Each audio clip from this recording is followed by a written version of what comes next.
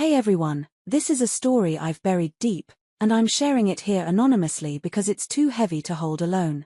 I'm 21, a college student from a small town in Colorado, and this is about a camping trip that turned weird fast. It's confusing, intense, and still haunts me sometimes. If you're reading, please subscribe and drop a comment. What would you do if you were me? So, it all started last summer, July 2024, when my mom, stepdad, and little brother decided we needed a family getaway. I was home from school, restless, and the idea of a forest hike sounded perfect. My mom, 45, is a nurse with short black hair and a warm laugh, always pushing for family time. My stepdad, Rick, 48, is a burly guy with graying brown hair, blue eyes, and a quiet demeanor, working as a carpenter.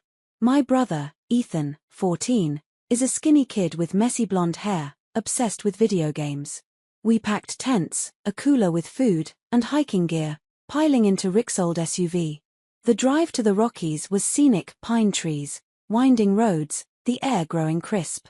We set up camp near a creek, the sound of water soothing, and spent the day hiking trails, laughing as Ethan tripped over roots. Rick was helpful, carrying the heavy stuff, but I noticed his glances lingering on me in a way that felt off, not fatherly. I brushed it off, blaming the heat. My tank top and shorts may be too casual.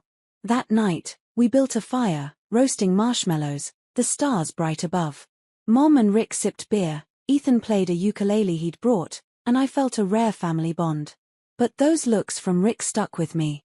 The tents went up, Mom and Rick in one, Ethan and me in another, and I wondered if I was imagining things. What would happen next? So, after that first day in the Rockies, the camping trip felt like a mix of normal and uneasy. It was July 2024, the second evening, and we'd settled into a rhythm: hiking, fishing in the creek, cooking over the fire. I'm 21, in my second year of college, and I'd worn a hoodie over my tank top, trying to ignore Rick's stares. My mom, 45, was cheerful, her black hair tied back, while Rick, 48, with his graying brown hair and blue eyes, stayed quiet but attentive. Ethan, 14, with his blonde mop, was obsessed with catching frogs, keeping us laughing. The forest was beautiful: tall pines, the scent of earth, a breeze rustling leaves, but those glances from Rick lingered. At night, we gathered around the campfire again, the flames crackling, casting shadows on our faces. Mom and Rick drank beer, their laughter growing louder, while Ethan strummed his ukulele, singing off-key.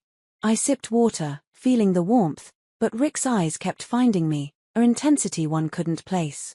Mom got tipsy, slurring about old memories, and Ethan yawned, heading to our tent. Soon, Mom stumbled after him, collapsing inside, leaving me and Rick alone. The fire popped, the forest silent except for crickets. I felt a shiver, not from cold, and said, "I'm going to the bathroom, then bed." Rick stood, his voice low, "I'll walk you, it's dark out there." I nodded, uneasy but grateful, grabbing a flashlight. We walked to a spot behind some trees, the beam bouncing off bark. He stood close, watching as I went, which felt odd. When I finished, he stepped nearer, his expression strange. What was he thinking? Your comments would help me sort through it. Let me know what you think. So, there I was, July 2024, in the dark woods with Rick after my bathroom break, the flashlight dimming as we stood behind the trees. I'm 21, my heart racing, and Rick, 48, with his graying brown hair and blue eyes, was too close for comfort.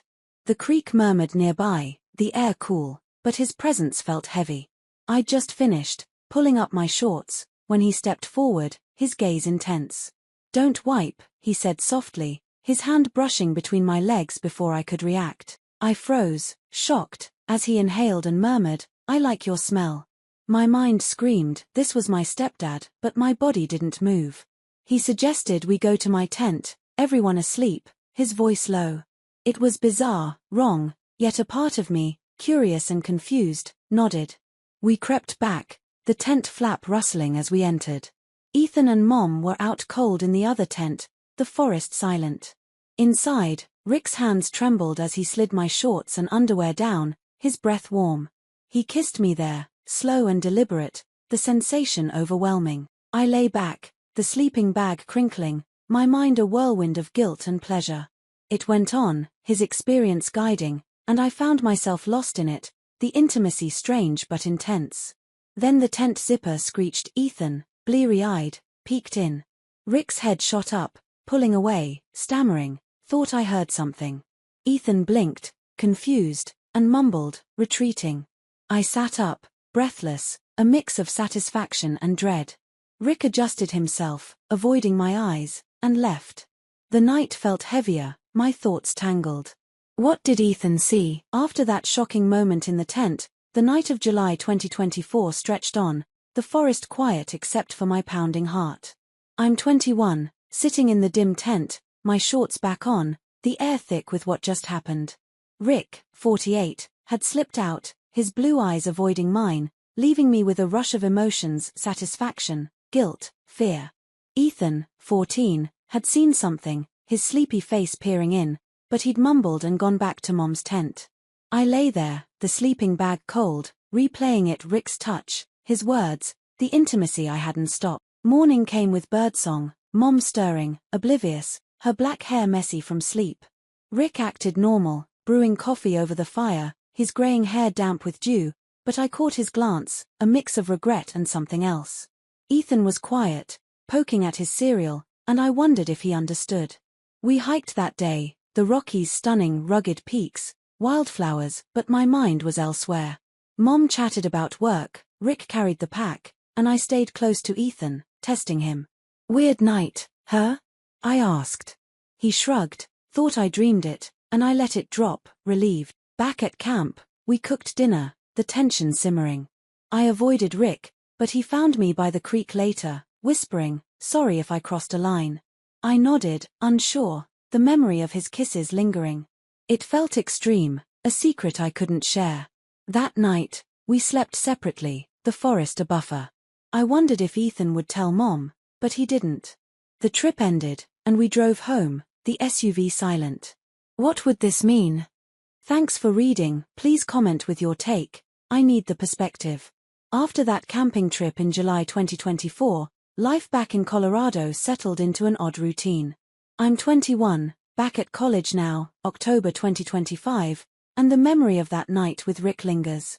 We returned home, the SUV unloading in silence, Mom chattering about the trip, Rick carrying gear, his blue eyes avoiding mine. Ethan, 14, stayed quiet, and I never asked if he told Mom. Days passed, and nothing changed, Mom's trust intact, Rick's glances rarer but still there. I avoided him, focusing on classes, my dorm a refuge. The guilt hit hard: family, boundaries, but also a strange satisfaction I couldn't shake. I talked to a counselor, framing it vaguely as a family conflict, and she helped me set limits. Rick apologized once, over dinner, mumbling about the forest, and I nodded, keeping it buried. Ethan never mentioned it, maybe too young to grasp or too loyal to stir trouble. Last month, we had a family barbecue, the yard filled with laughter, and Rick grilled, his graying hair catching the sun. I watched from afar, the creek memory flashing, but it felt distant. Mom hugged me, oblivious, and Ethan played with friends. I've dated since, a guy from class, and it's normal, grounding. That night in the tent, Rick's touch, Ethan's interruption, stays a secret, a wild moment I don't judge too harshly. I was young, curious, and it's a lesson in trust. If you've had a family secret or advice on moving forward, share it, I'm listening. Thanks for being here through my confession. Take care, everyone.